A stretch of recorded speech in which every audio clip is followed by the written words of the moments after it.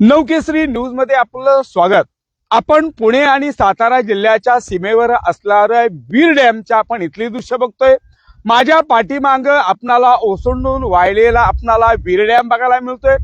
खऱ्या अर्थानं वीर डॅम आहे तो केवळ 3 दिवसामध्ये आपणाला तुडुंब भरलेला बघायला मिळतोय। त्यामुळं आजूबाजूच्या गावातील शेतकरी मोठ्या संख्येनं वर्गामध्ये आनंद बघायला मिळतोय आणि म्हणून सातारा जिल्ह्यातलं एक नाक म्हणून आणि पुणे जिल्ह्याच्या सीमेवर असणाऱ्या ह्या वीर डॅमवर आपण आलेलो आहे। इथं वीर डॅमवर आल्यानंतर आपल्याला एक वेगळा या ठिकाणी आनंद बघायला मिळतोय की इथले वर्षानुवर्षे पिढ्याने पुढे या शेतकरी बळीराजा शेतामध्ये काम करणाऱ्या माणसं आहेत, पण मात्र त्यांना आनंद व्यक्त होतोय आणि त्या अनुषंगाने आपण काकांच्याकडे जातोय।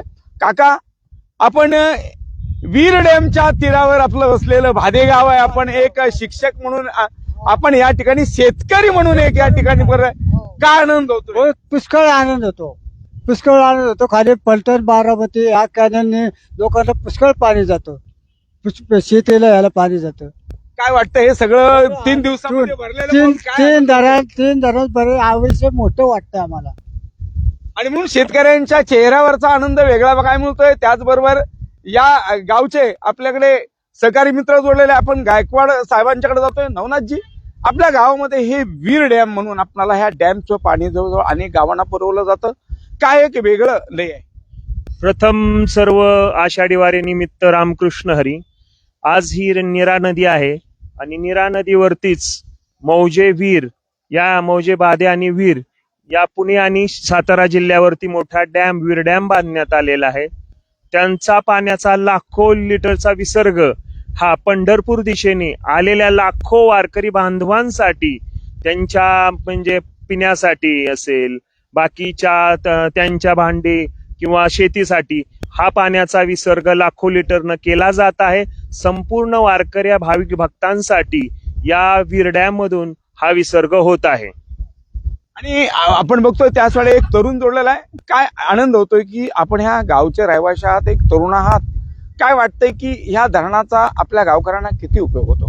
नमस्कार, मी सूरज सोमनाथ गायकवाड, बाधे, तालुका खंडाळा, जिल्हा सातारा।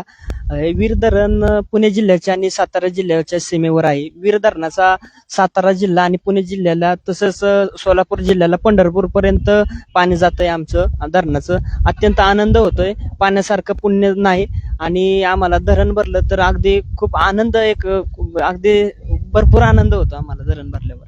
काय वाटतंय आपल्याला की आपण ह्या गावचे रहिवासी आहे आणि हे संपूर्ण अनेक दिवस आपण बघतोय की पाण्याचं पात्र आपल्याला तळाला गेलं होतं, पण मात्र 3 दिवसामध्ये हे पात्र ओसंडून हा, ते सर म्हणल्याप्रमाणे की 3च दिवसात धरण भरलेलं आहे। पूर्ण धरण उघडं पडलं होतं, अगदी जुनं धरण जे ब्रिटिशकालीन धरण आहे ते उघडं पडलं होतं, परंतु 3 दिवसात इतका पाऊस झाला, आम्ही खूप टेन्शन मध्ये होतो, पाऊस पडतोय का नाही, पेरण्या होत्यात का नाही। देवाची, त्या विठ्ठलाची कृपा, भगवंताची कृपा, 3 दिवसातच इतका पाऊस झाला, धरण भरलं, आम्ही सगळं खुश आहे। उलट मला एक सांगायला वाटेल की बारामतीचे पाणी जातं, बारामतीची पूर्वी जुनी माणसाची म्हणायची की वरच्या 2 कणग्या भरल्यावर आम्हाला टेन्शन नाही, म्हणजे वीर धरण आणि भाटघर धरण ह्या कणग्या एवढं म्हणजे त्याला उपमा दिलेली धरणाची, कारण का पाणी तर सगळं जीवन आहे। आता 4 महिने पाऊस पडला तर पुढचं 8 महिने माणूस व्यवस्थित, गुरांना, माणसांना सगळं व्यवस्थित होतं। पाणी हे खूप महत्वाचं आहे आणि खूप आनंद आहे आम्हाला। धन्यवाद। आणि म्हणून इथल्या गावकऱ्यांच्या चेहऱ्यावरचा आनंद आहे तो वेगळा बघायला मिळतोय। केवळ 3 दिवसामध्ये सातारा आणि पुणे जिल्ह्याच्या सीमेवर असणारं वीर डॅम आपणाला ओसंडून वाहतोय, पूर्णपणे भरलेलं आहे आणि त्यामुळे मात्र इथल्या आजूबाजूच्या गावाला मात्र खऱ्या अर्थानं कुठेतरी आनंदी क्षण आपल्याला बघायला मिळतोय। कॅमेरामॅन तन्मय पाटीलचा रिपोर्टर सागर पाटील, वीर डॅम।